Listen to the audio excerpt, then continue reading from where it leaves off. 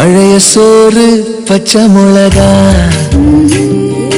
பக்கத்து வீட்டு குழம்பு வாசம், திருட்டு மாங்கா தெரு சண்டை, ஏனா இனிக்கும் தெம்மாங்கு பாட்டு,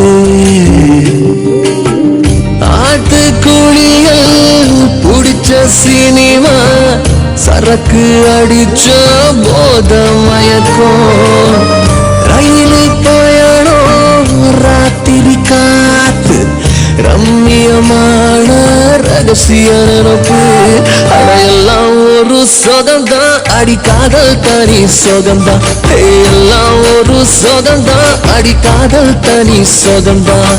பழைய சோறு பச்சை மிளகா,